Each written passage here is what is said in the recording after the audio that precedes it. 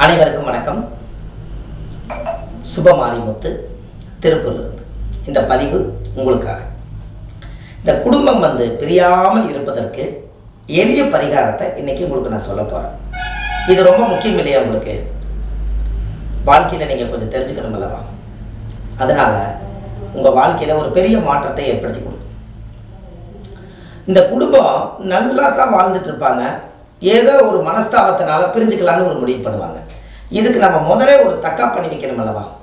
அதற்கு நம்ம வம்சமாக தலைஞ்சு இந்த குடும்பம் பிரியாமல் இருக்கோம்னா ஆலமர விதை இருக்குது பாருங்க, ஆலமர விதை.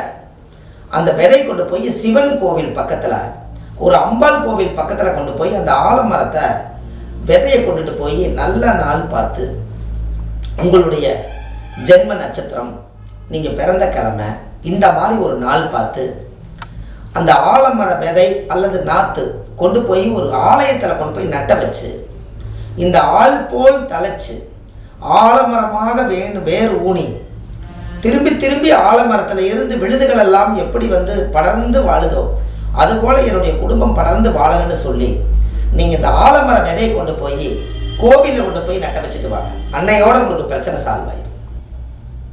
அப்போது கண்டிப்பாக உங்களுக்கு ஒரு மிகப்பெரிய மாற்றத்தை உருவாக்கி கொடுக்கும். உங்களுக்கு இன்னொன்று தெரியுமா? தாய்க்கு சும கொடுக்காத ஒரே மரம் என்ன மரம்னு உங்களுக்கு தெரியுமா? எல்லா மரங்களுமே தாய்க்கு சும கொடுக்கக்கூடிய மரம் தான். ஒரே ஒரு மரம் மட்டும்தான் தாய்க்கு சும கொடுக்காத மரம், ஆலமரம். ஏன் அப்படி? கொஞ்சம் பாருங்க, ஆலமரம் கொஞ்சம் தூரம் வளர்ந்து ஒரு 20 அடி மேலே போனதுக்கப்புறம் விழுதுகள் எல்லாம் கீழே அந்த அந்த மண் செவத்தில் ஆடி ஆடி அங்கே அந்த வேர் பிடிச்சி எல்லா பக்கமே வேர் பிடிச்சிக்கிட்டு இந்த மரம் மட்டும் சுமை இல்லாமல் இருக்கும். அப்போ ஆலமரம் மட்டும்தான் சுமை இல்லாத மரம். தாய்க்கு சுமை கொடுக்காத மரம் ஆலமரம். அது எவ்வளோ பெரிய விஷயம்னு பார்த்தீங்களா? இது மாதிரி எல்லாம் நீங்கள் வாழ்க்கையில் தெரிஞ்சுக்கணும்.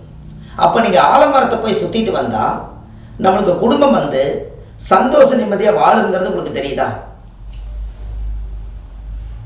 கண்டிப்பாக நடக்கும். நீங்களே இதை செஞ்சு பாருங்கள்.